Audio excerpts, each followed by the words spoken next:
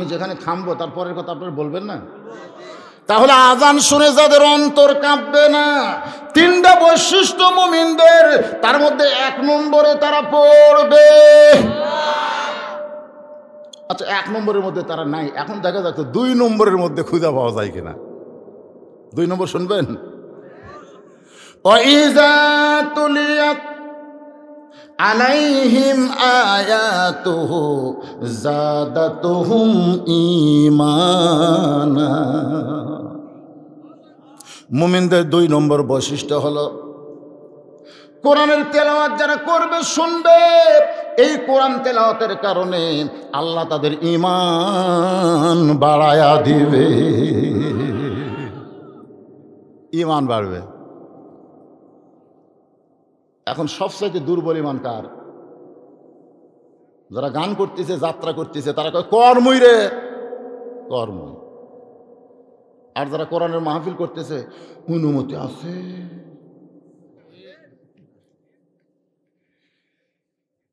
খালি একটা হাট বন্ধ করে দে, থানা ঘেরাও করবি, জোরে কর কথা ঠিক না? কি হাট বন্ধ করবো? হ্যাঁ, পুলিশের কবি দরকার নেই। কিন্তু কোরআনের মাহফিল বন্ধ করবার চাইলে এর কোনো প্রতিবাদ হয় না, কোরআনের মঞ্চ থেকে বক্তাকে গ্রেফতার হয় না, উঠতে দেয় না, জোরে বলেন কথা ঠিক না? আল্লাহ বলতেছেন 2 নম্বর বৈশিষ্ট্য আগে শোনো। 2 নম্বর বৈশিষ্ট্য হলো এই কোরআনের তেলাওয়াত মানে কি? কোরআনের আলোচনা। অনেকে মনে করে তেলাওয়াত মানে কোরআন পড়া। গিরিশচন্দ্র সেন কোরআন পড়েছে, কোরআনের বাংলা অর্থ পর্যন্ত লেগেছে, কিন্তু মরার সময় রাম রাম করে মরে গেছে। এই বিজ্ঞাপন হাতে নিয়ে পড়তেছে, আপনি তো পড়তেছেন না। পড়া শেষ হলে আপনি বললেন, ভাইরে বিজ্ঞাপন তো পড়লে এটা কোন গ্রামের বিজ্ঞাপন? এখানে বক্তা কে কে আছে? তাই পড়ছি ঠিকই ভাই, কিন্তু আমি বুঝিনি রে।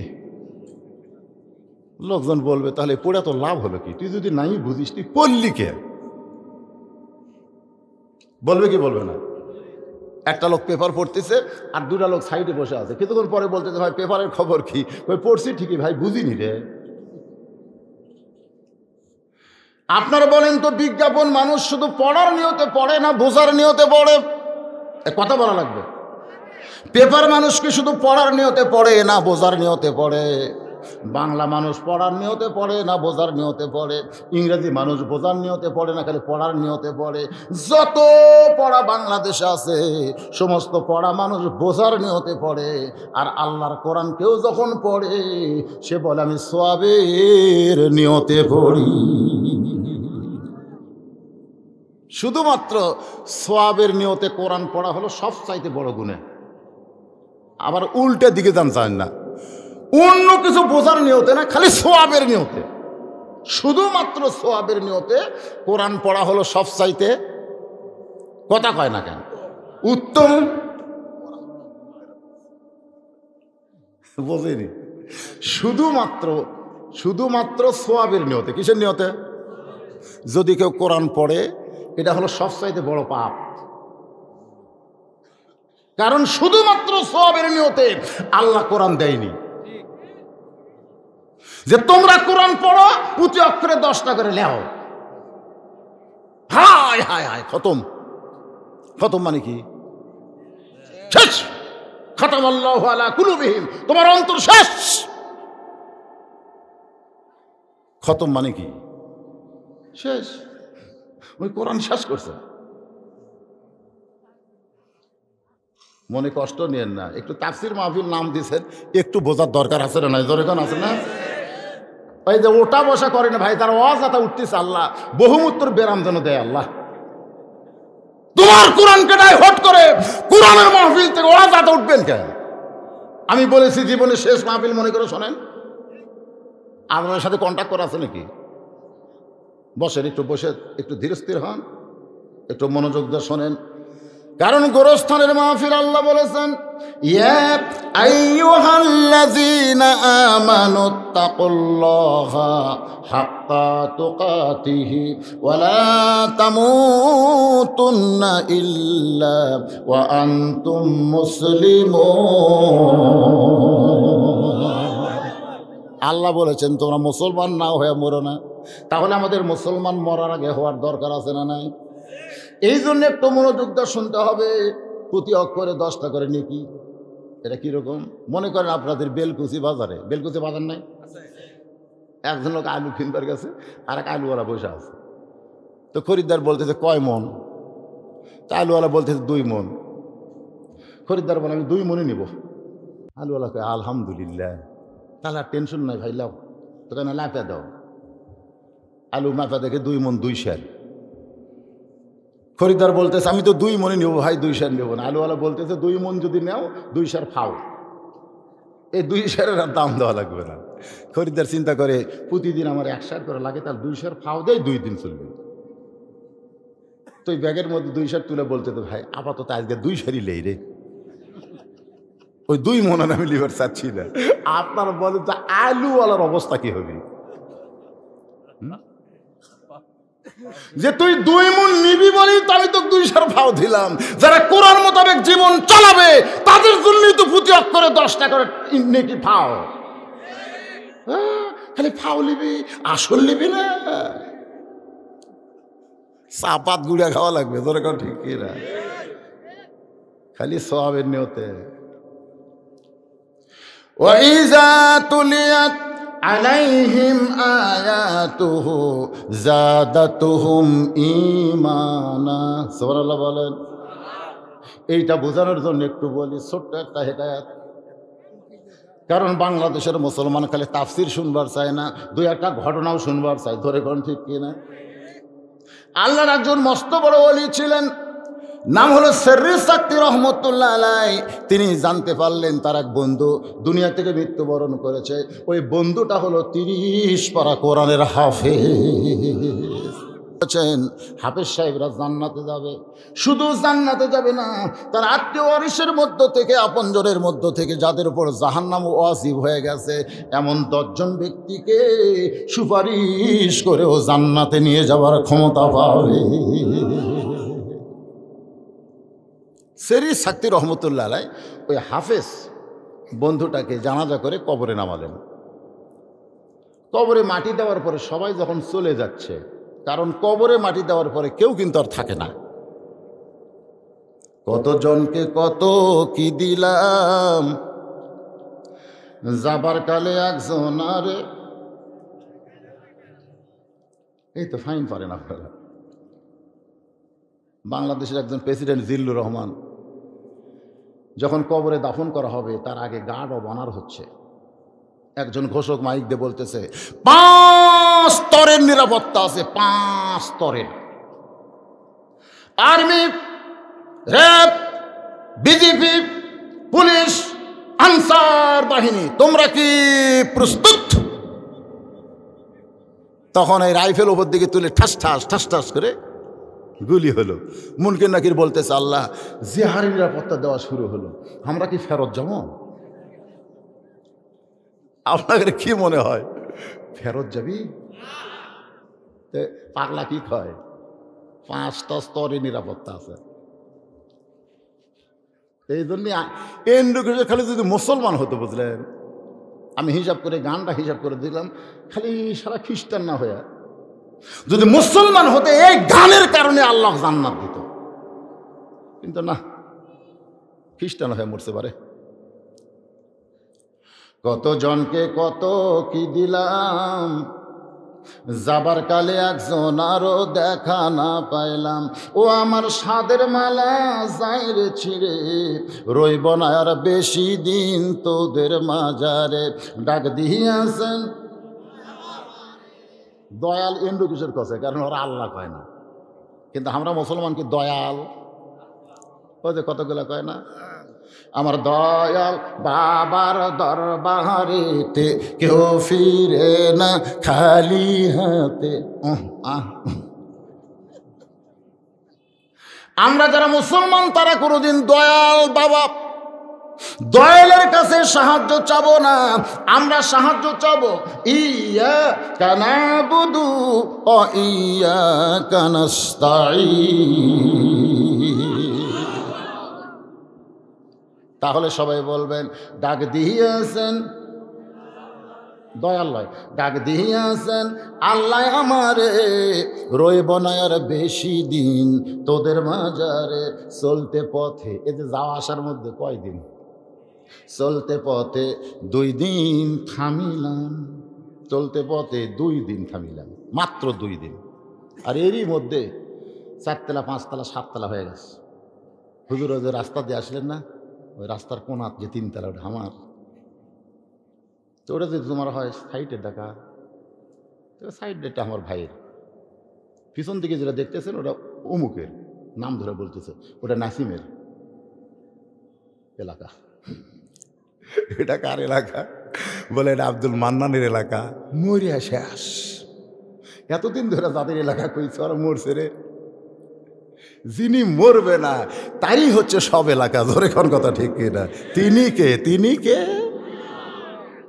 মরিয়া যাবি, তারা কোন এলাকার মালিক? পাবনাথ গেলে আমাকে হুজুর বুঝে শুনে বাস করবেন, এটা উমুকের এরিয়া। কুষ্টিয়াত গেলে এটা উমুকের এরিয়া।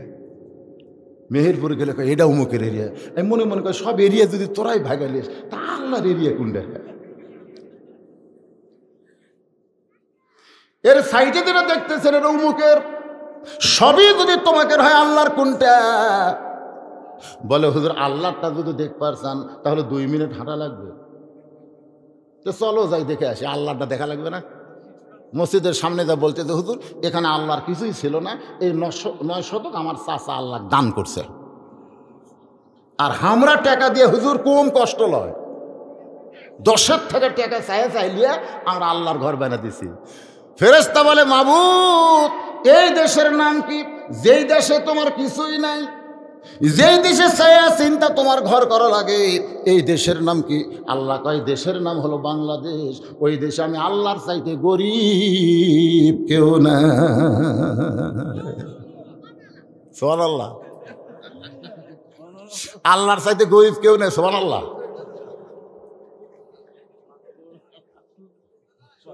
আমি এক নেতাকে বললাম, কে রে ভাই প্রাইমারি খুলে দাও না, হাফিজি মাদ্রাসা খুললো কেন? হাই স্কুল খোলে না, কওমি মাদ্রাসা খুললো কেন? তো কয় হুজুর করোনা। তো করোনা হয়ে প্রাইমারির বাচ্চারা মরবি, হাফিজের গুলো মরবি না? নেতা কয় হুজুর এই চিন্তা তো আমরা করিনি। তাহলে খুলে দিলি কে সেটা কর। প্রাইমারির করোনা হবে আর হাফিজে মাদ্রাসার গুলা হবে না, কারণ কি? তখন নেতা বলছে হুজুর আমরা তো ওই দল করি। কারণটা বললে তো ওই দলের বিরুদ্ধে যায়। আমি বললাম আচ্ছা কারণটা কো, আমি কাহু কমো না। আজকে এতগুলো মানুষের সামনে বলে দিচ্ছি, কারণ কতগুলো জিনিস গোপন রাখাও পাপ। বলতে তো হুজুর প্রাইমারি শিক্ষা হলো একদম বাগডম ঘোরাডম সাজে, ঢাক ঢোলক ঝাঁঝর বাজে। এই মিথ্যা শিক্ষা যারা করে, পেশাব করে কোনোদিন পানি লাই না, অজু করে না, ওদেরকে করোনা ধরবে। কিন্তু হাফেজে মাদ্রাসার বাচ্চারা আল্লাহর কোরআন পড়ে, ওযু করে, শরীর পবিত্র রাখে, ওদের করোনা কোনোদিন ধরবে না। আমি নেতার হাত চেপে ধরে বললাম ভাই এ পর্যন্ত বাংলাদেশে 10 লক্ষ বেশি ছাত্ররা কওমি হাফেজি মাদ্রাসায় পড়তেছে। আজকে 4টা মাস হয়ে গেল, এখন পর্যন্ত করোনায় একটা বাচ্চাও মরল না।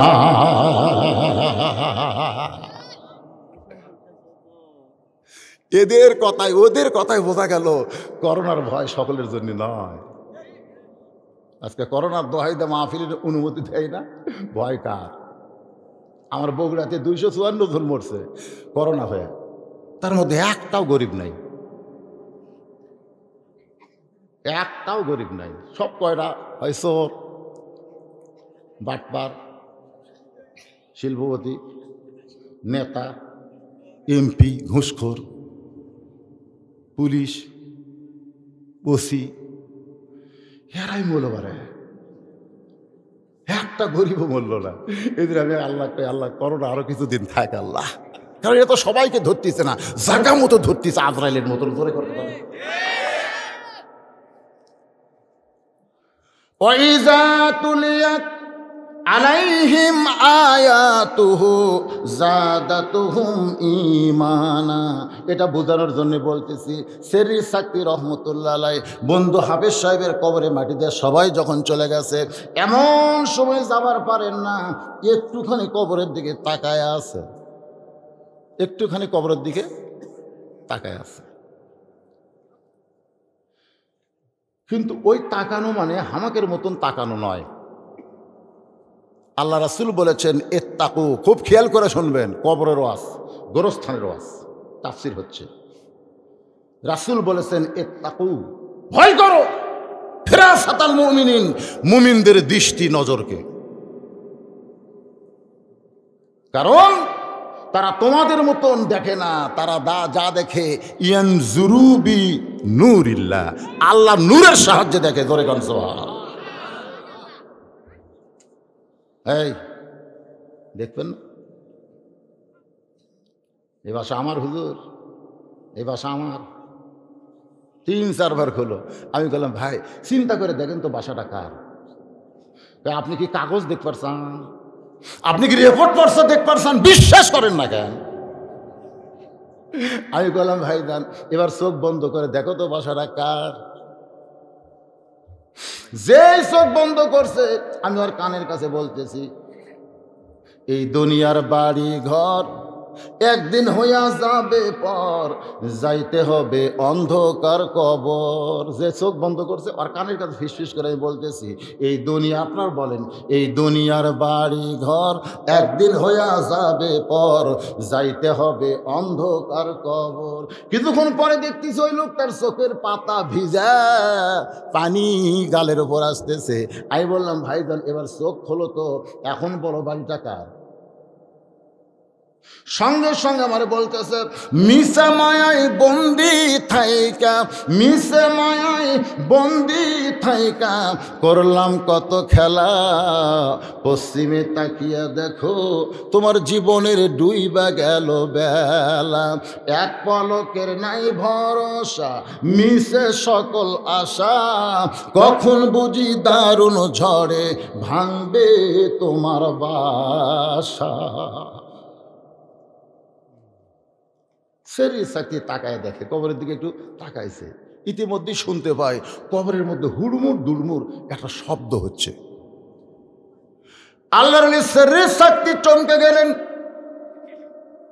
যে লোকটা 30 পারা কোরআনের হাফেজ, সুবহানাল্লাহ বলেন, যে লোকটা হাফিজে মাদ্রাসায় চাকরি করে, খায়রুকুম মান তাআল্লামাল কুরআনা ওয়া আল্লামা, রাসূল বলেছেন ওই ব্যক্তি হলো সবচাইতে সম্মানী দামি, যে আল্লাহর কোরআন তেলাওয়াত করেছে এবং অপরকে কোরআনের তেলাওয়াত শিখাইছে। আরে বাংলাদেশে না হয় না, দাম নাই। প্রাইভেট মাস্টার বলে হুজুর 4 ফেব্রুয়ারি খোলার কথা ছিল হুজুর, ছুটি আরও বাড়িছে, ছুটি আরও বাড়িছে। ওই কিন্তু মনে মনে চাচ্ছে আরও বাড়ুক, কারণ বসে থাকা বর্তমানে করোনায় সবচাইতে উপকার কারা পাচ্ছে, এই হাই স্কুল প্রাইমারি যারা চাকরি করে বসে খাওয়া। আর হাফিজে মাদ্রাসায় যারা চাকরি করে ওকে বসে খাওয়ার টাইম আছে, এ কথা কোন আছে? আমার এলাকার অধিকাংশ হাফিজে মাদ্রাসার হুজুর বেতন পাচ্ছে না, করোনার দোহাইতে মানুষ দানও করতেছে না। এখন কবরের মধ্যে হুড়মুড় দুড়মুড় শব্দ হয়, সেরি সাকি চমকে গেল যে এখনই আমার বন্ধুকে কবর দিয়ে কেবল মাটি দিয়ে উঠলাম, কবরের মধ্যে কেন শব্দ হয়।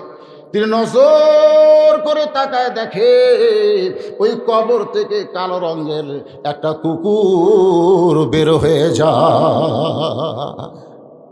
এটা 2 চোখ দে না, নজর, ইয়ানজুরু বি নূরিল্লাহ। দেখবেন কত করে লোক, তার মানে কিছু কিছু দেখছে। ওয়াইজা তুলিয়াত আলাইহিম আয়াতুহু জাদাতুহুম ঈমানান, এইটার উপর কথা হচ্ছে। সেরি সাক্তি রহমতুল্লাহ আলাইহি এক দৌড়ে কুকুরের সামনে দাঁড়িয়ে গেলেন। কুকুর, তুই তো আসলে কুকুর না, বল বল তুই কে? মাল্লাহুল মাওলা ফালাহুল কুল। কেউ যখন আল্লাহর হয়েই যায়, আল্লাহ তখন সব কিছু তার অধীনস্থ করে দেয়। জোরে কোন সুবহানাল্লাহ। বিশ্বাস করতেছেন না? বিশ্বাস করেন?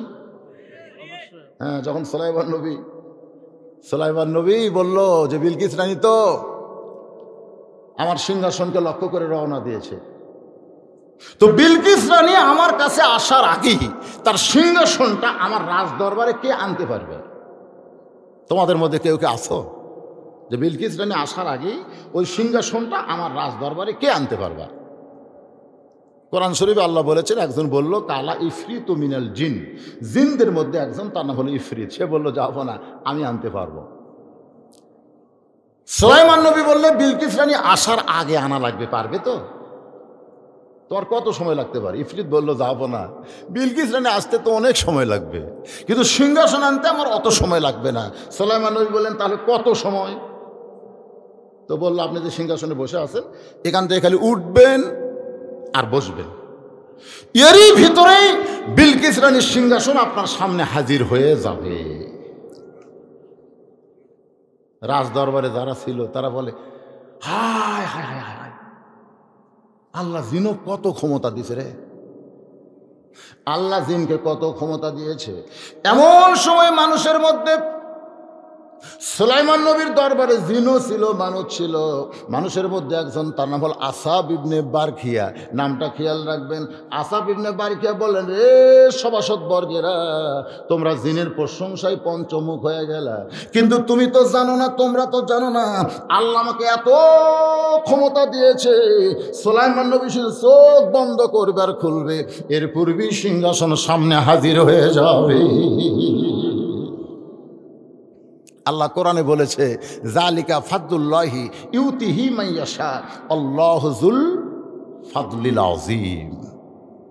এখন আপনারা বলবেন, হুজুর সাইদি হুজুরকে এই ক্ষমতা আল্লাহ দিল না কেন? ওরা দিল তালা মারবি, সাইদি হুজুর খালি চোখ বন্ধ করবি, থেকে বাইরে হয়ে এসে বৌসুরের সাথে দেখা করে আবার চলে যাবে। কি কোন এরকম?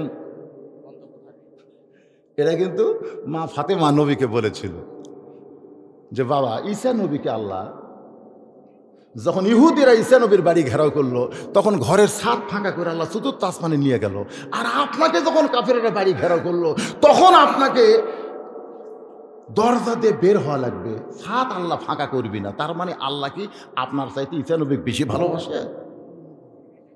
একই কথা না, ঘটনা একই না, কথাটা বলছে যে ওরা চারিদিকে লাঠি সোটা নিয়ে দাঁড়ায় আছে, ঈসা কয় আল্লাহ আমি কি করবো, আল্লাহ আল্লাহকে কান্দিস না, কান্দা লাগবে কেন, আমি ঘরের ছাদ উপর ফাঁকা করে লিয়েছিল আসমো। আল্লাহ নবী বলেন, আল্লাহ যে হারে কাফের বেঈমানেরা লাঠি সোটা নিয়ে চারিদিকে দাঁড়ায় আছে, আমি কি করব? আল্লাহ বলতেছেন, দরজা দিয়ে বের হয়ে ওদের ভিতর থেকেই আপনাকে যেতে হবে।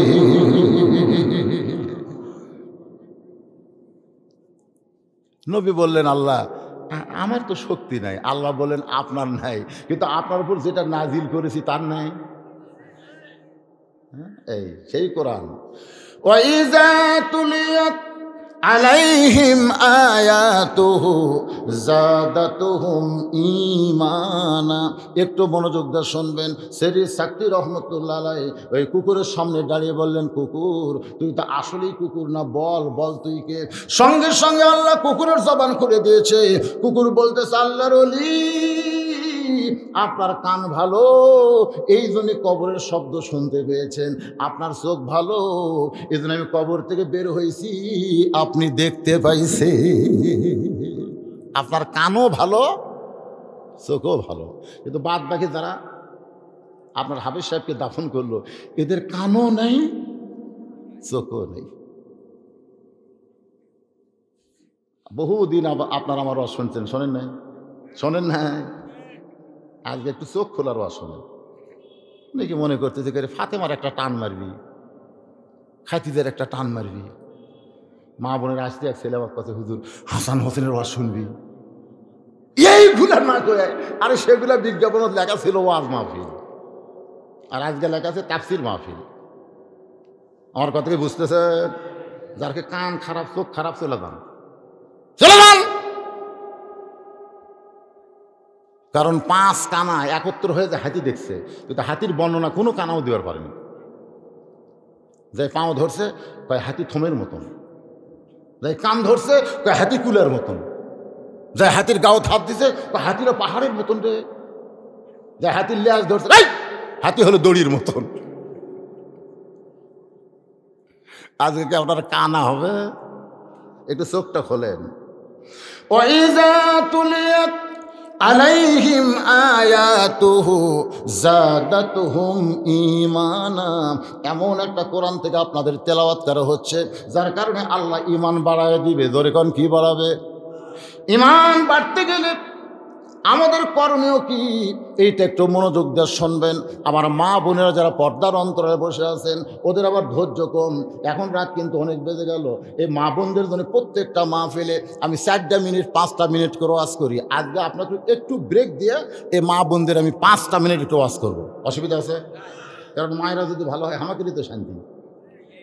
এশার নামাজ পড়ে আমরা দুটো গ্রামগঞ্জের লোক 2বার ভাত খাই। একটা হলো জোহরের নামাজ না পড়লে আমরা দুপুরের ভাত খাই না, এশার নামাজ না পড়লে আমরা রাতের ভাত খাই না। জোরের কথা ঠিক কিনা?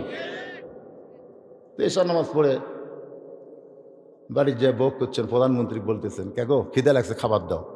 বউ বলতেছে ইন্নাল্লাহ মা'আস সাবিরিন, ধৈর্যশীলদের সঙ্গে আল্লাহ আছে। অত খাম খাম করেন কেন?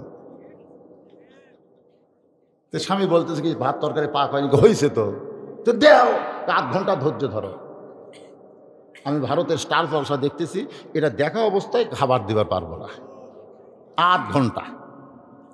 স্বামী এখন চোখ বন্ধ করে চিন্তা করে বর্তমান মেয়েরাই প্রধানমন্ত্রী, কি দরকার গন্ডগোল করার, কি দরকার? 8 ঘন্টায় তো ধৈর্য ধরি। ঘরের মধ্যে ধৈর্য ধরতেছে আর ইন্নালিল্লাহ পড়তেছে। 8 ঘন্টা ঘড়ি ধরে বলতেছে কে গো বিবি 8 ঘন্টা তো শেষ, এখন খাবার দাও। বউ বলতেছে ধৈর্য যখন ধরলেই, যেরকম আমরা ধৈর্য ধরছি। দিনের ভোর রাতে হয়, আমরা কিছুই কই না, ধৈর্য ধরছি।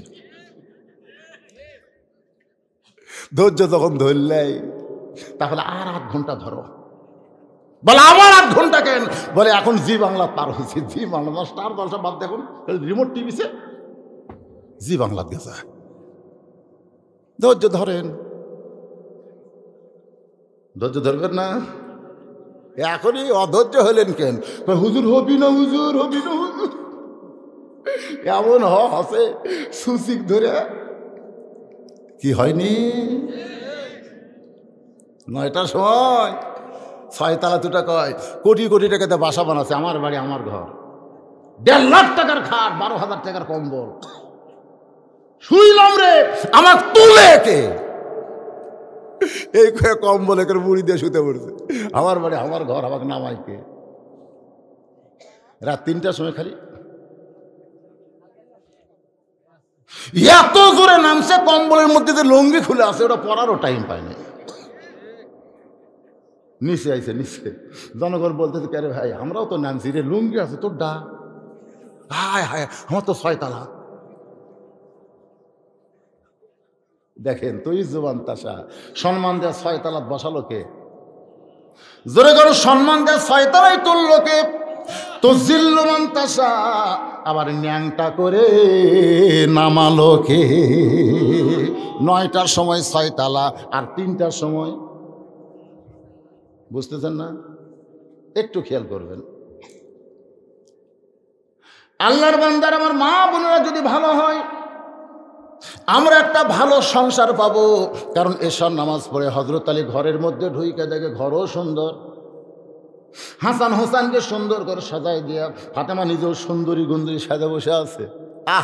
মরদ মানুষ যদি বেড়াতে গেছে ঘর সুন্দর দেখে, তার কলজা কিন্তু একটা জান্নাত হয়। আয়সা দেখতেছে, এই তুই ঠিক করলি কেন, ছোট মানুষ। চিন্তা করে দেখেন, আয়সা দেখেন কোল বালুসের সাইডে কাঁথে পড়ে আছে, বালুসের উপরে বাসনা নাই, চাদর উঠে আছে, খেতা বালুসি এবলা। তা আপনি কি করবেন? বইয়ের দিকে তাকায় দেখেন এটি হলদি ভরে থছে, এটি কালি ভরছে, গোটা গাও ঘামে। তখন আপনার মন কবি যে ঘরের সাথে বেড়াই ভালো রে, চ বেড়া দে, বেড়া দে, দেখতেছি এটা কার বউ রে। সেই মানে লিডারটা পেতনি দেখে যাচ্ছে, এখন ব্যারাকটা ভালো দেখতেছে, হাসতেছেন। আল্লাহর বান্দা ফাতে হযরত আলী ঘরের মধ্যে ঢুইকা, হাসান হোসেন সুন্দর, ঘরের বিছনা কাটা সুন্দর, আবার বউটাও সুন্দরী গন্দিরে বসে আছে। হযরত আলী আল্লাহর শুকর আদায় করার সঙ্গে সঙ্গে ফাতেমা হাসান হোসেনকে বুকের মধ্যে নিয়ে বলে, বাবা তোমরা দুই ভাই একটু অন্য ঘরে যাও, তোমার বাবার সঙ্গে আমার গোপন কিছু গল্প আছে। হাসান হোসেন মুসকি মুসকি হাসতেছে, কারণ মা সাজা গুজা আছে আর বাপের সাথে গোপন গল্প করবি, তার মানে কি? একটু বড় হলে কিন্তু ছেলে মেয়ে অনেক বুঝতে পারে, পারে কি পারে না? আল্লাহ রাসূল বলেছেন তোমাদের ছেলে মেয়েরা যখন বুঝতে পারবে, তখন তোমরা স্বামী স্ত্রীর মহব্বত করার আগ দিয়ে সতর্ক হবা। তোমার ছেলের দাদির কাছে দিয়ে পাঠাবা, তোমার মেয়ের দাদার কাছে দিয়ে পাঠাবা। দাদা দাদি মনে করবে যে আমার বেটা আমার বউগুলো ঘরত গেছে, বাড়ি করে দিয়েছে, কাম একটা হচ্ছে, ধরে কর কথা ঠিক কিনা, তাড়াতাড়ি ছাড়বি না, অন্তত 8 ঘন্টা আটকে থাকবি। কারণ ইসলামের শরম লজ্জা যদি না থাকে, আল হায়াউ শুবাতুম মিনাল ঈমান, নিজের বাচ্চাকেও শরম করা লাগবে, ধরে কোন কথা ঠিক কিনা। আর শালা কুত্তের জাতেরা 14ই ফেব্রুয়ারি পালন করে রাস্তাঘাটে যেখানে সেখানে, কাকি মেশা কুত্তের মতন জোড়া লাগিয়েছে, ধরে কোন কথা ঠিক কিনা। হাসান হোসেন যখন অন্য ঘরে যায়, এমন সময় ফাতেমা আস্তে করে ঘরের দরজা বন্ধ করে দেয়। যেই মাত্র দরজা বন্ধ হয়েছে, হযরত আলী মাথার টুপি এক টানে খুলিছে। কারণ দরজা তখন বউ বন্ধ করছে, তখন কিন্তু আর হুজুরগিরি চলবে। দুইটা হাত বাড়ায় দিয়েছে ফাতেমা। আল্লাহ নবী 6 মাস আগে দুনিয়া থেকে বিদায় নিয়েছে। এই 6টা মাসের ভিতরে এমন করে সুন্দরী সাজো নাই, হাসান হোসাইনকে সাজায় দেওয়া নাই, ঘরটাও এমন করে সুন্দর করো নাই। আজকে 6টা মাস তোমার চোখের মধ্যে শুধু পানি দেখেছি, কিন্তু আজকে দেখতেছি তুমি মুচকি মুচকি হাসতেছো। ওগো বিবি আসো আমার বুকের ভিতরে। এমন সময় ফাতেমা কান্দের বলে, স্বামী গো,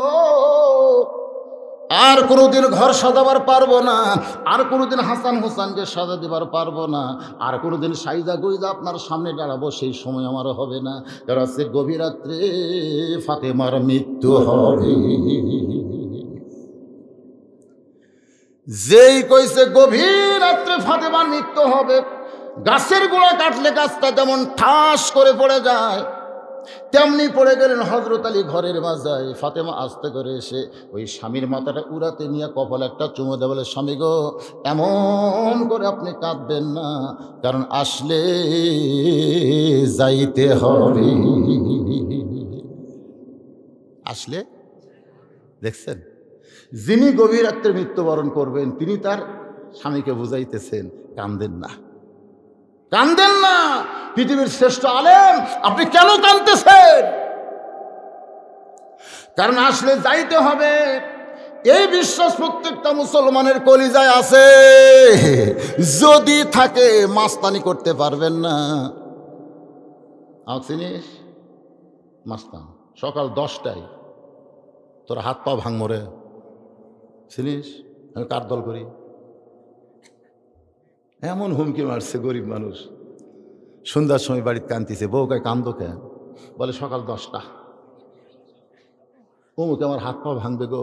বউ কয় দেশকে মগের মূল্য, তোমার হাত পা ভাঙবার চালো, তুমি কান্দবে? চেয়ারম্যান আছে, মেম্বার আছে, তাদের কাছে বিচার দাও। স্বামী খালি মুসকে মুসকে হাসে। বউ কয় হাসো কেন? এখনই কানলে হাসো কেন? বল তুই বজরুল রশিদের ওয়াজ শুনিস নি? বজরুল রশিদ কি ওয়াজ করছে? বাংলাদেশের মধ্যে একটাই বক্তা বজরুল রশিদ, অ্যাঙ্গেলে সব কিছু কয়, কিন্তু অনেকে বুঝবার পারে, অনেকে পারে না। বলে কি কইছে? বলে ওই যে 6 বছর আমের বাগান, জ্যৈষ্ঠ মাসে গিয়ে দেখছে আম পাকছে কিনা। পাকা আম দেখতে যায়, দেখে এক ছেলে গাছের ডালে বসে আম পাড়তিছে, ব্যাগের মধ্যে তুলতেছে। বাগানের মালিক, আমি খাইনি, বাড়ির কেউ খাইনি, তুই আমার কাছে তোর আম পাড়তেছিস, তোর বাপকে গিয়ে বিচার দেবো রে। ছেলে খালি মুসকে মুসকে হাসে। বাগানের মালিক বলে, হাসিস কেন? বলে বাপকে কোথায় গিয়ে খুঁজবেন? আপনি যে বলতেছেন বাপকে গিয়ে বিচার দেবো, বাপের কাছে যাওয়া লাগবে না। ওই তাকায় দেখো আর বাপ খালি বস্তা ভরাচ্ছে গাছের নিচে বসে, বলে আল্লাহ বিচার দেবো কার কাছে? বেটাও চোর, বাপও চোর। আজকে বাংলাদেশের অবস্থা কি? বিচার দিবেন কার কাছে? স্বামী ভাসতে স্যার বলতেছে, বিবি রে, চেয়ারম্যানকে বিচার দিবার বলিস, ম্যামকে বিচার দিবার বলিস, যেই বেটা আমার সকাল 10টায় হাত পাও ভাঙবে ও চেয়ারম্যানেরই চামছে।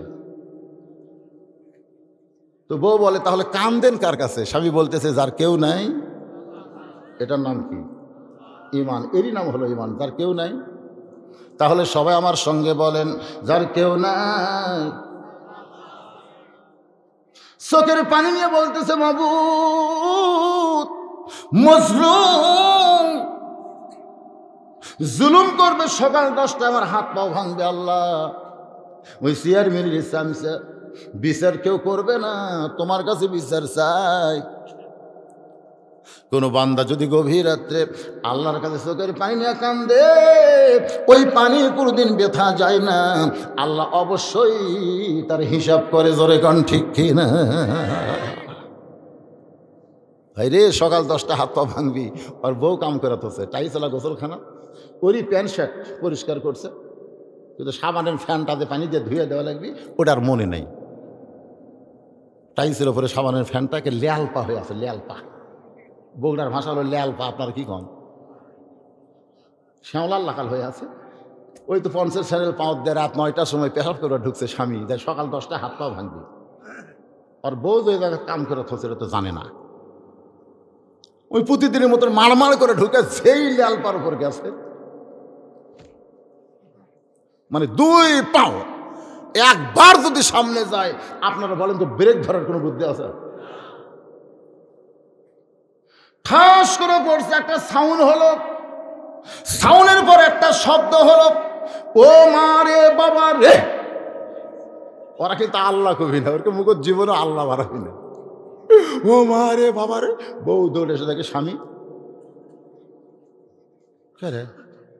চোখে মুখে পানি দেয়, হুঁশ ফিরা এখন মাজা নাই। 10টার সময় হাত পা ভাঙবো, 9টার সময় কি ভাঙিছে? অ্যাম্বুলেন্সে কল করছে, রাত 11টার সময় গ্রামে অ্যাম্বুলেন্স ঢুকতেছে, সররে বাবারে মরল রে। অ্যাম্বুলেন্সের শব্দ পায়, এখন ওই লোকটা বার হবার চাই। বউ বলতেছে, তোমার কি মনে নাই 10টায় হাত পাও ভাঙবে? বলে, পাগলি, সকাল 10টার কথা কইছে। এই গ্রামে অ্যাম্বুলেন্স কেন ঢুকতেছে একটু দেখে আসি। দেখবার যায়, দেখে যেই বেটা হুমকি মারছে, ওই বাড়ির দরজায় অ্যাম্বুলেন্স খাড়া হয়ে আছে। একটু কাছে গিয়া তাকায় দেখে তক্তা, তক্তা বোঝেন, 3 জন ধরে অ্যাম্বুলেন্সের মধ্যে ঢুকাইতেছে। অ্যাম্বুলেন্সের সামনে জানলা গিয়ে বলতেছে, ভাইজান 10টা বাজতে কিন্তু অনেক বাকি। 41 সালের হিসাব করো, হিসাব করে হুমকি দাও, ধমকি দাও, হাত পাও ভাঙবে, সব কিছু বলবো, আয় হাত পাও ভাঙ্গা দিব। আমি ঢাকার মাহফিলে বলেছিলাম, এসপি সাহেব, তুমি যে জনগণের হাত পাও ভাঙবার চাও, তুমি যে নেতা হইয়া জনগণকে ডাকতেছ, একটাবার পুলিশে বাদ দিয়া সাধারণভাবে জনগণের মধ্যে আসো, তাহলে বুঝতে পারবা হাত পাও কার ভাঙ্গে। জোরে কোন কথা ঠিক কিনা? হুমকি মারছা, 10টা বাজতে অনেক বাকি। তখন ভাইরে, ভাইরে কি, ভাইরে কি, আজকে যারা হুমকি ধুমকি মারতিছে, কোন জায়গায় যে আল্লাহ আলফা করা থসে। ধরে কোন কথা ঠিক কিনা? এমন পড়া পড়বা তোমরা ব্রেক ধরবা, এ কথা কোন ব্রেক ধরতে পারবে? ওয়াইযা তুলিয়াত আলাইহিম আয়াতুহু জাদাতুহুম ঈমানা। সেরিসাক বলতে, কুকুর রে বল বল তুই আসলে কে? কুকুরের জবান আল্লাহ খুলে দিয়েছে। কুকুর বলতেছে, আল্লাহর ওলি, আপনার চোখ ভালো বলে আপনি কুকুর দেখতে পেয়েছেন, আপনার কান ভালো বলে আপনি কবরের শব্দ শুনতে পেয়েছেন। হুজুর, আমি আসলেই কুকুর নই। সুবহানাল্লাহ কোন, আমি আসলে কুকুর নই। যেই বন্ধুকে আপনারা কবরে মাটি দিলেন, আপনার ওই বন্ধু 30 পারা কোরআনের হাফেজ। কিন্তু আপনি জানেন, ওই বন্ধুর একটা আমল ছিল, আমল। সে আমলটা হলো কোরআন তেলাওয়াত করা প্রতিদিন খুব করে। সূরা ইয়াসিন না পড়া পর্যন্ত সে বিছানায় ঘুম পারত না। এশা নামাজ পড়ার পরে যে সূরা ইয়াসিনটা বের করে তেলাওয়াত করে, আপনার এশা নামাজ পড়ার পরে কি করেন? না নামাজই পড়েন না?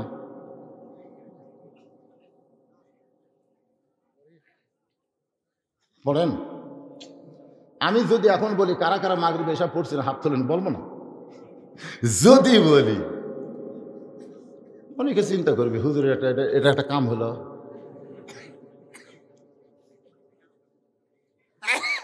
কিন্তু ভাইজান এখন ঘড়ির দিকে তাকায় দেখেন রাত কিন্তু বেশি হয় নাই, কেবল বাজতেছে 12:33। কয়টা? আমি যখন আইছি তখন 10:30, এখন বাজতেছে 12:30। এই কেলাকেলির মধ্যে দিয়ে কিন্তু 2 ঘন্টা গেল। এখন আজকার আলোচনা শেষ হচ্ছে না, কিছুক্ষণ পরে আমরা আসল ওয়াজে যাচ্ছি। এরপরে যে কথাটা আছে ওয়ালা রব্বিহিম, মারাত্মক ওয়াজ। এই তিনটাই হচ্ছে আজকের মাহফিলের তাফসির। একটা হলো ইজা যুকিরাল্লাহু ওয়াজিলাত কুলুবুহুম, 2 নম্বর হলো ইজা তুলিয়াত আলাইহিম আয়াতুহু যাদাতুহুম ঈমানা, আর 3 নম্বর হলো ওয়ালা রব্বিহিম ইয়াতাওয়াক্কালুন। কারা কারা ফজরের নামাজ পড়বেন না? আজকের ওয়াজ শোনার পরে কারা কারা ফজরের নামাজ পড়বেন না তারা একটু হাত তোলেন। যে হুজুর আপনি যতই ওয়াজ করেন আমরা ফজর পড়বো না, হাত তোলেন। যারা যারা পড়বেন না হাত তোলেন। দেখছেন?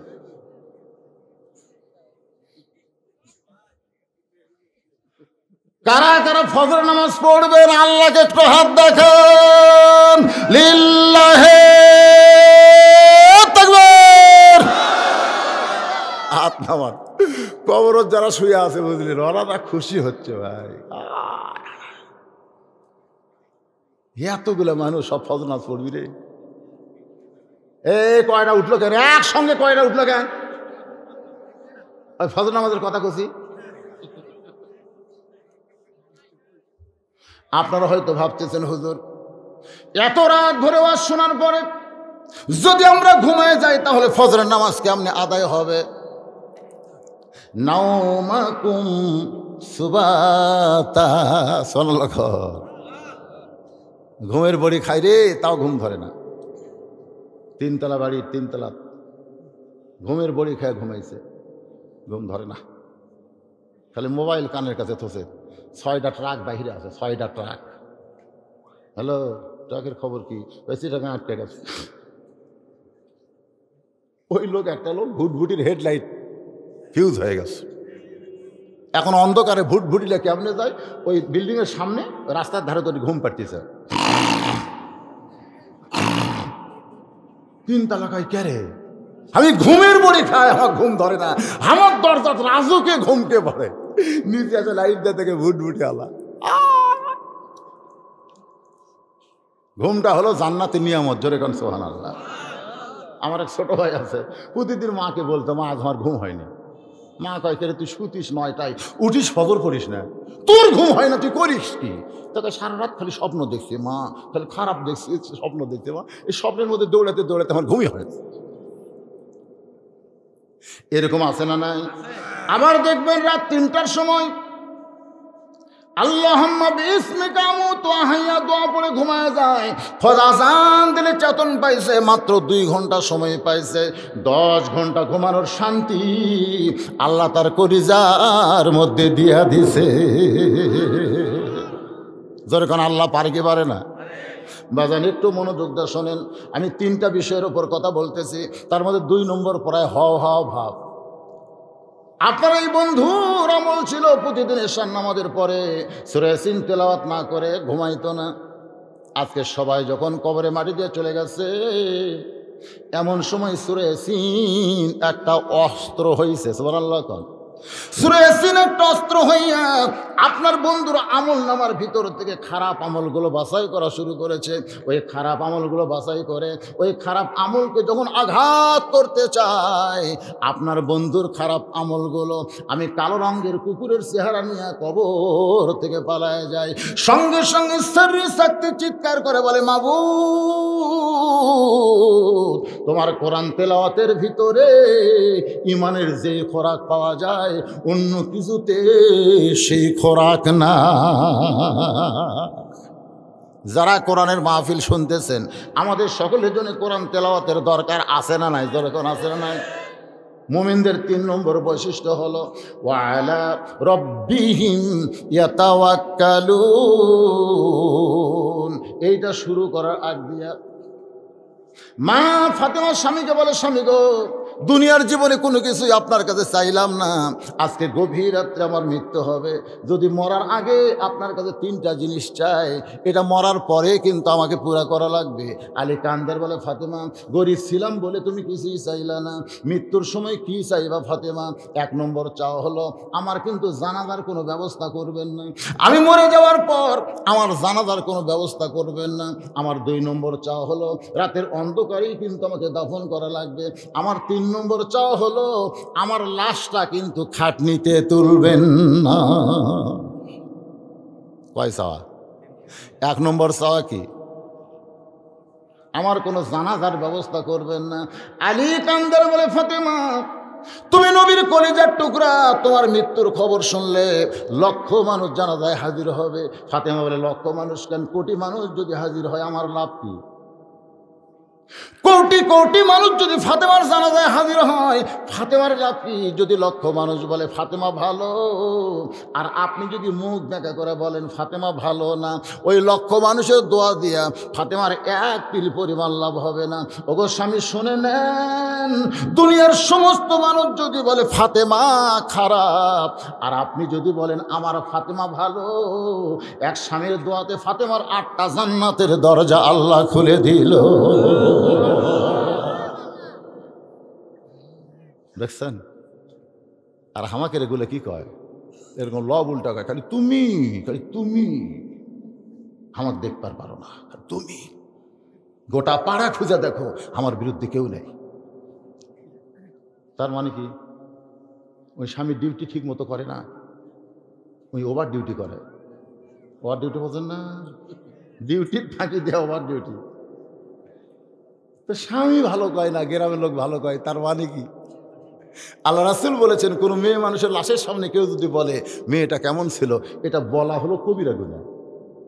বলা তো যাবেই না, যদি কেউ বলে তার আমল নামে কবিরা গুনাহ হবে, কারণ মেয়ে মানুষ কেমন ছিল এটা বাহির লোক জানতে পারবে না।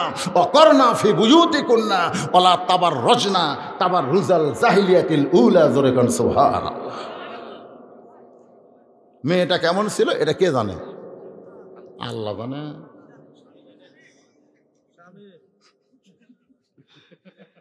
আপনারা বুঝতেছেন না কারা কারা বিয়ে করছেন? আপনারা যারা যারা বিয়ে করছেন একটাবার চোখ বন্ধ করে দেখেন তো, যে মালটা বাড়িতে আছে ওই কি আসল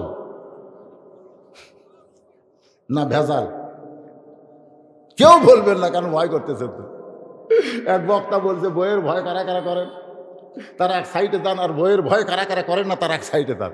তো বক্তা দেখে এক সাইডে সবাই গেছে, এই সাইডে কেউ নাই, মাঝখানে একজন খাড়া হয়ে আছে। এরে ভাই, তুই কোনো সাইডে না যা মাঝখানে দাঁড়ায় আছিস কেন? বলে হুজুর আমি বইয়ের ভয় আছি, কারণ বউ কইছে কারো কথা জান শোনেন না, আমি এই জন্য মাঝখানে আছি।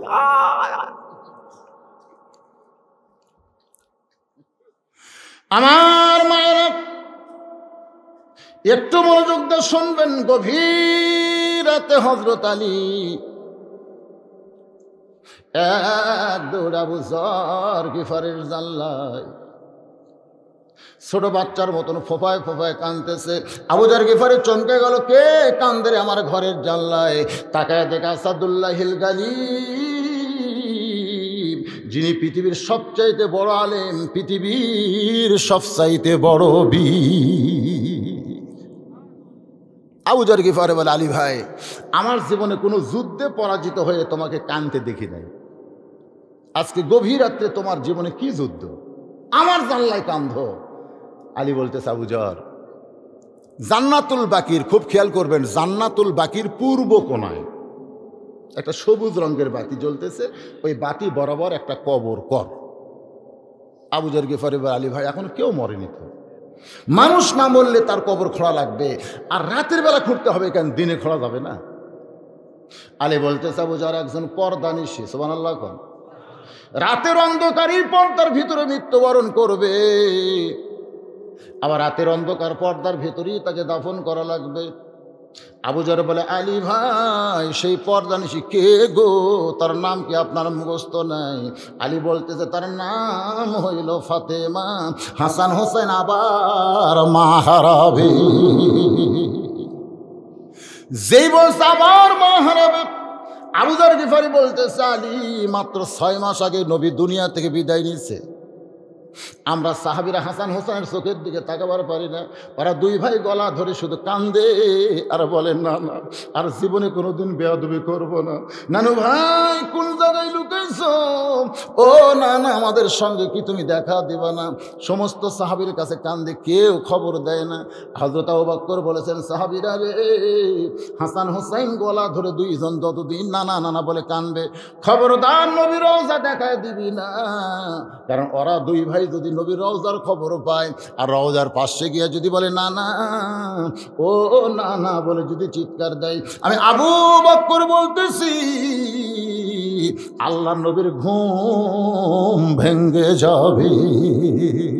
এ কথার দ্বারা হয়তো আবু বকর বুঝাইলেন, আমাদের নবী কিন্তু মৃত্যুবরণ করে নাই, আমাদের নবী রওজার ভিতরে ঘুমায় আছে। সুবহানাল্লাহ কন্যা গান। ইসলামের আলো জ্বলায়া দিয়া নবী ঘুমায়া। বিশ্বাস হয় না আপনাদের? বিশ্বাস হয় না? যখন আল্লাহ রাসূল দুনিয়া থেকে বিদায় নেবেন তখন কিন্তু দুইজন ফেরেশতাই ছিল। আগে আছে জিবরাইল, তারপরে আছে আজরাইল। জিবরাইল এসে বলতেছে, ইয়া রাসূলুল্লাহ আজরাইল কিন্তু আসতেছে। তো আজরাইল যখন আসলো নবীকে সালাম দিল, দিয়ে বলতেছে, ইয়া রাসূলুল্লাহ আল্লাহ তাআলা আমাকে প্রেরণ করেছে, প্রত্যেকটা মানুষ মৃত্যুর পরে তার ভিতরে যেটা আমি কবজ করি, কিছু রাখি ইল্লিনে, কিছু রাখি সিজ্জিনে। ইল্লিনে যারা যায় তারা ইমানদার, সিজ্জিনে যারা যায় তারা বেঈমান। কিন্তু আপনার রুহুটা কবজ করে আমি ইল্লিনেতেও যাব না, মানে জান্নাতেও যাব না, আমি নিয়ে যাব সরাসরি আল্লাহর কাছে। আল্লাহ হুকুম দিয়েছে লা ইলাহা ইল্লাল্লাহ, আমার একলা থাকতে কষ্ট হয়, ওই মদিনার মুহাম্মদ রাসূলুল্লাহকে আমি একটু আমার কাছে চাই। আসলে কিন্তু লেখা আছে লা ইলাহা ইল্লাল্লাহ, এই ধারে থাকবে মুহাম্মাদুর। তো লা ইলাহা ইল্লাল্লাহ তো একলা বসে আছে, যে তখন মুহাম্মদ রাসূলুল্লাহকে একটু চাই, যে যাও আজরাইল আমার দোস্তের জান কবজ করে আমার কাছে নিয়ে আসো। কত খুশির খবর! আজরাইলের সামনে নবী কান্না শুরু করে দিলেন। আজরাইল বয়ান করতেছে, মানুষ কোনোদিন এত কাঁদতে পারে আমি নবীর দেখে সেই দিন বুঝতে পারলাম, যেন 350 বছরের আদমের কান্না নবী এক মুহূর্তের মধ্যে কেঁদেছে। ফেরেশতা আজরাইল বলে, নবীর কান্না দেখে আমি নিজেও কেঁদেছি। হুজুর আপনার রুহু কবজ করে আল্লাহর আরশে নিয়ে যাব, এই খবর শুনে খুশি না হয়ে আপনি কাঁদেন। রাসূল বলে, আজরাইল তুমি জানো না, আমি যখন হিজরত করে মদিনায় গেলাম, রাত্রেবেলা হিজরত করেছি, কিন্তু রাতের বেলা তো মদিনায় বুঝতে পারি নাই। কয়েকদিন পর আমি দিনের বেলায় যখন মদিনায় আমি তাকাই দিব, অসংখ্য বাচ্চারা আমাকে এক নজর দেখার জন্য সারাদিন রোদের মধ্যে দাঁড়িয়েছিল। উঠের পিঠে আমি আবু বকর, আমাদের দুইজনকে দেখে তারা দুইখানা হাত বাড়ায়া দেয়। আবু বকর বলে, ইয়া রাসূলুল্লাহ এত ছোট ছোট বাচ্চারা হাত বাড়ায় দিছে, ওদের হাতে দিবার মতন কিছুই তো আমাদের হাতে নেই। আবু বকর উঠকে নামায় দাও। সঙ্গে সঙ্গে উঠ বসে গেলে নবী যখন নামে, বাচ্চারা হাঁটু গেড়ে নবীর দিকে হাত বাড়ায় দেয়। রাসূল কান্দে বলে, বাজান তোদের কি দিব? আমি এতিম রে, আমি এতিম, আমার দেওয়ার কিছুই নেই। শিশুকালে মইরা গেছে মা, গর্ভে থাকতে মরছে পিতায়, আমি চোখে দেখলাম না। বাচ্চারা বলে, ইয়া রাসূলুল্লাহ হুজুর সকালবেলা থেকে দাঁড়িয়ে আছি, কতবার আমাদের মা বলেছে চল বাড়িতে যাই, তোরা না খাই আর কতক্ষণ দাঁড়িয়ে থাকবি? আমরা একটা কথাই বলেছি, আমাদের নবী না নিয়ে আমরা বাড়িতে ঘুরে যাব না। দুই করে হাত বাড়াইছি গো নবী, কিন্তু পাওয়ার জন্যে নয়, দুইখানা হাত বাড়াইছি আপনার একটু বুকে নেওয়ার জন্যে। রাসূল আসমানের দিকে তাকিয়ে বলে, মাবুদ, গভীর রাত্রে মক্কা ছেড়ে মদিনা আসলাম গো, ওরাও মানুষ, আবার বাচ্চারাও মানুষ। বাচ্চারা বলে, নবী গো, আমাদের মাথায় হাত দেওয়া আদা দেওয়া লাগবে, আর কোনোদিন আপনি আমাদের ছাড়বেন না। হুজুর, জীবন দিয়ে হলেও আমরা আপনাকে মহব্বত করি, জীবন দিয়ে হলেও আপনাকে আমরা ধরে রাখতে চাই। নবী কান্দার বলে, আজরাইল রে, সেই দিন বুঝতে পারি নাই যে আমি মৃত্যুর পরে আমার রূহ আল্লাহর কাছে যাবে। আমি সেদিন বাচ্চাদের মাথা হাত দেওয়া আদা করেছি, বাবা আমি নবী তোমাদের ছেলে কোনো দিন কোথায় যাব না। আজকে আমার জানটা কবজ করে যদি রুহুটা আল্লাহর কাছে নিয়ে যায়, খোটা দেহ পড়ে থাকবে মদিনায়, কিন্তু বাচ্চাদের মাথায় যখন ওয়াদা করেছিলাম তখন শুধু দেহ নিয়ে ওয়াদা করিনি আজরাইল, আমার দেহের মধ্যে জীবনও ছিল।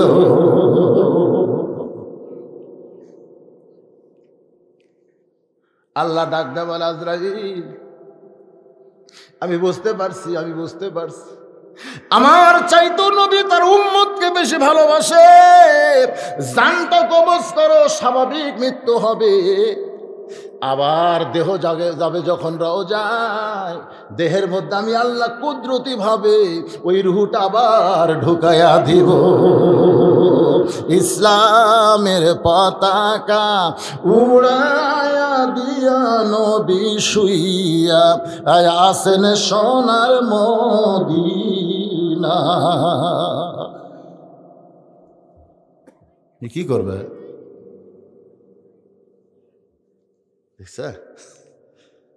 এই এই কে দিল রে 50 টাকা?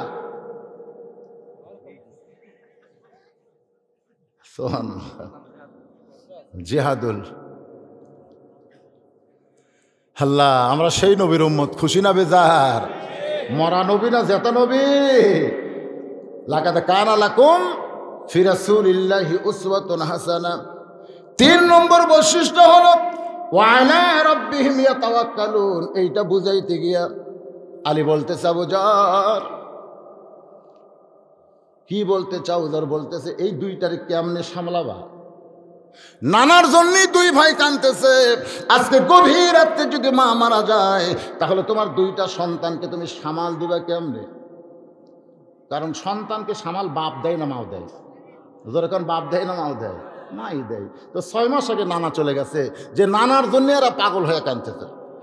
সারাদিন কান্নার পরে যখন বাড়ির যায়, ফাতেমা দুইটা বাচ্চাকে বুকের মধ্যে নিয়ে যেভাবে হোক কিছু খাওয়ায়, কিন্তু বাপ পারবে? আলী চিৎকার দেবেন, আবু যর, পরের কথা পরে চিন্তা করা যাবে, যা একটা কবর কর।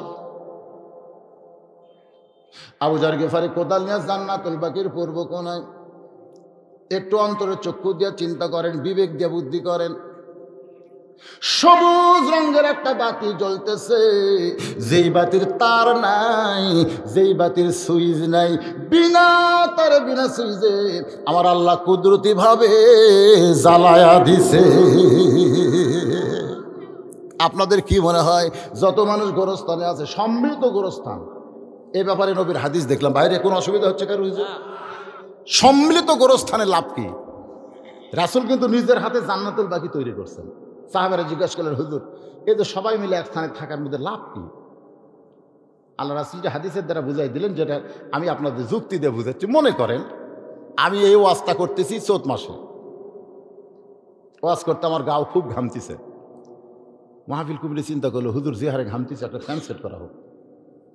তখন একটা ফ্যান এই অ্যাঙ্গেলে সেট করলো আমাকে বাতাস দেওয়ার জন্য। আপনারা বলেন তো, আমি খালি একলাই বাতাস পাবো, না আমার আশেপাশে যারা আছে তারাও পাবে? সবাই বাতাস পাবে, কিন্তু নিয়ত সবাই না। নিয়ত কিন্তু বক্তা। আবার হয়তো একজন বলে ফ্যান নাই, একজন পাকালি আসে আমার পিছনে, তো খালি আমি একলা পাবো না, এই দুইজনে পাবি। তো গোরস্থানের মধ্যে কোনো একজন আল্লাহওয়ালার যদি কবর থাকে, সে আল্লাহওয়ালার কবরকে লক্ষ্য করে আল্লাহ যখন রহমতের বাতাস দেয়, শুধু আল্লাহওয়ালা একলা পায় না, ওই গোরস্থানের সমস্ত মুর্দাকে কিছু না কিছু ভাগ করে দেওয়া হয়। ধরে বলেন সুবহানাল্লাহ। এই জন্যে আর একটা কথা হলো যে তারও নাই সুইচও নাই, তার নাই সুইচ নাই, বাতি জ্বলতেছে। তার মানে কি? কুদরত আপনাকে কবরেও হবে। দরজা নাই জানলা নাই, তারপরও জান্নাতের খাবার আল্লাহ পৌঁছায় দিবে। ধরে কোন সুবহানাল্লাহ। আপনি কি মনে করছেন কি দরজা নাই জানলা নাই? এই ঘর 40,000 বছর। নিচের দিকে তাকায় দেখে আলো কিন্তু গোলাকার হয়ে পড়ে, কিন্তু ওই বাতির আলোটা গোলাকার হয়ে না পড়ে চৌকোনা হয়ে কবরের চেহারার মতন আলো পড়তেছে। ওই আলোর মধ্যে আবুজার গিফারে কোদাল মারে, বলে কবর। দিনের বেলা কবর না করে এই গভীর রাত্রে কবর খনন করতেছি, তুই কি বলতে পারিস কবর কোন মহিষী নারী এই কবরে থাকবে? আবেগে, অনেক কথা মানুষ আবেগে বলে। তুই কি বলতে পারিস কবর এই কবরের মধ্যে যাকে রাখা হবে আল্লাহ নবীর মেয়ে হওয়ার পরেও নবী তাকে মায়ের মতো সম্মান করেছে।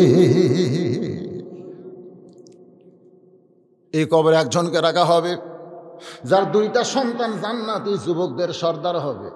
কবর আসাদুল্লাহিল গালিব কাররামাল্লাহু ওয়াজহু, হযরত আলীর বিবি ফাতেমাকে কবরের মধ্যে রাখা হবে। কবর রে, খবরদার বেয়াদবি করবি না, কিন্তু যেদিন ডাক পড়িবে, সবাই বলেন, কিন্তু যেদিন ডাক পড়িবে কবর মাঝে যাইতে, জোগাড় কিছু করছো বন্ধু তার মাঝে বিছাইতে। ডানে কবর বামে কবর নিচে কবর আছে যে, ওপর দিকে চাইয়া দেখো বাঁশের ছাউনি দিছে কে। খবরদার কোনো বেয়াদবি করবি না। এই বলে আবার যখন কোদাল মারতে চায়, কবরের ভিতর থেকে আওয়াজ আসতেছে। এই আওয়াজটা কিন্তু ফাতেমার জন্য নয়, অনেক শ্রোতারা বুঝবার না পেরে ফাতেমার উপর গড়ায় দেয়। এই আওয়াজটা কিন্তু ফাতেমার জন্য নয়, এই আওয়াজটা হলো যারা কবরে যাবে তাদের সকলের শিক্ষার জন্যে।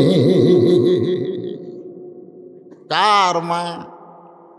প্রধানমন্ত্রী কার মা? কার মেয়ে প্রধানমন্ত্রী? কার বিবি প্রধানমন্ত্রী? রব্বানা আতিনা ফিদ দুনিয়া হাসিনা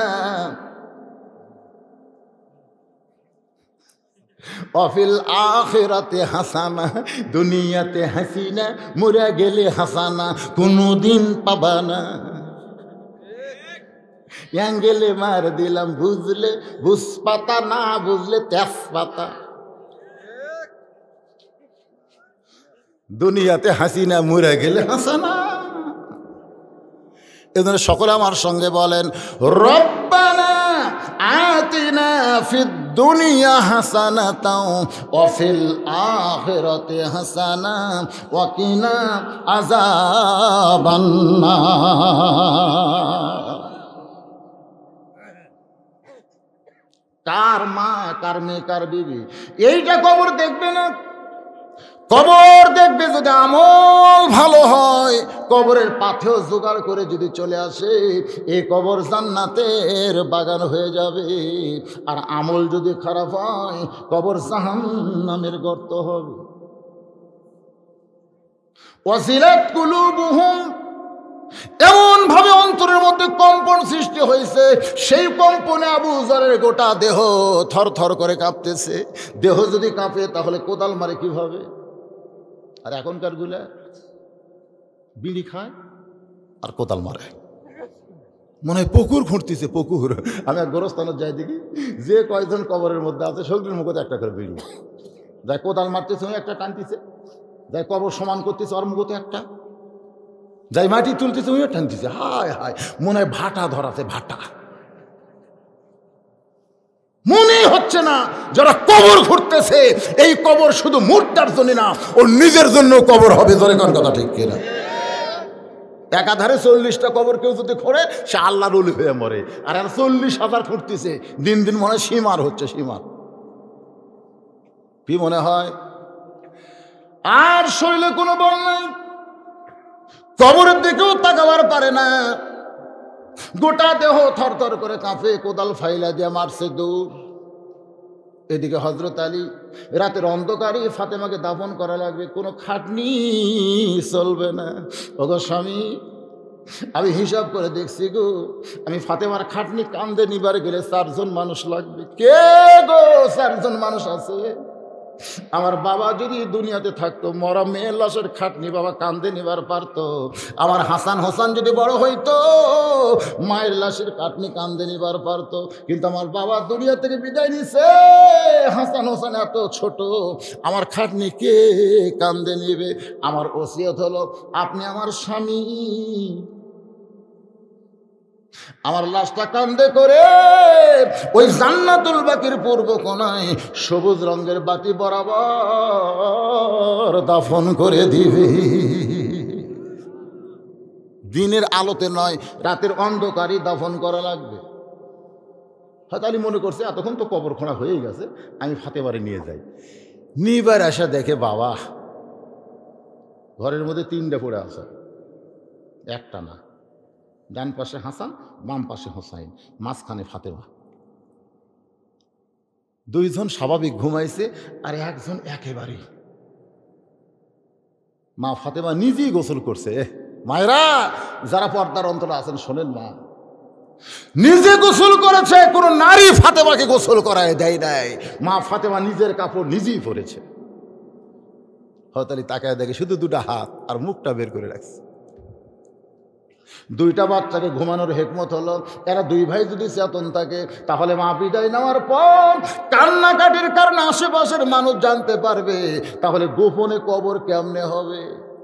এই জন্য চালাক ফাতেমা 2টা সন্তানকে ঘুমায় দিয়া মাঝখানে ঘুমায় গেছে।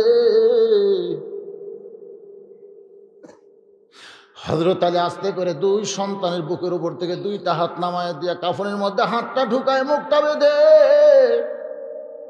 ফাতেমারে কান্দে নিয়ে 2টা সন্তানের দিকে তাকায় বলে, হাসান হোসাইন, তোদের নানাও চলে গেল, তোদের মার সঙ্গে চলে যা। জান্নাতুল বাকির পূর্ব কোণায় চিৎকার করে বলে, আবু যর, আবু যর, কবর ছেড়ে দে। কিন্তু আমার আল্লাহ তাআলা ফাতেমার কবরকে গোপন করার জন্য আবু যরকে পাগল বানায়া দিছে। ফাতেমারে কবর দিয়া হযরত আলী আল্লাহর দিকে তাকায় বলে, মাবুদ, দুনিয়ার কোনো মানুষের দোয়া ফাতেমা চাই নাই, কেবলমাত্র আমার দোয়া চাইছে। আমি স্বামী হয়ে দোয়া করি, আল্লাহ আমি ফাতেমার প্রতি খুশি, তুমি একটু খুশি হয়ে যাও। দুনিয়ার জীবনে নবীর কলিজার টুকরা ফাতেমা, আমি স্বামী হইয়া তার কিছুই করতে পারি নাই। সারা জীবন আমার সংসার করেছে, যাতা ঘুরাইছে।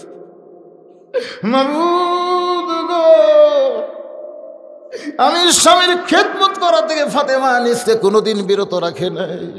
একদিন রাগ করে নবীর কাছে গিয়া আলীর বিরুদ্ধে যখন ফাতেমা নালিশ জানায়, রাসূল বলে, ফাতেমা, আল্লাহর পরে কাউকে যদি সেজদা দেওয়ার হুকুম থাকতো মা, তাহলে আমি বলতাম আলীর পায়ে সেজদা কর।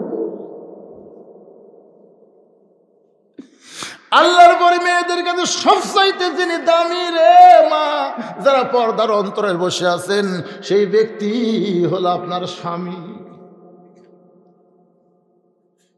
হযরত আলী ফাতেমার কাছে অন্তর্মহলে গিয়া দেখে ফাতেমা 1 হাতে জাতা ঘুরায়, আর 1 হাতে আল্লাহর কোরআন তেলাওয়াত করতেছে। জোরে কর সুবহানাল্লাহ।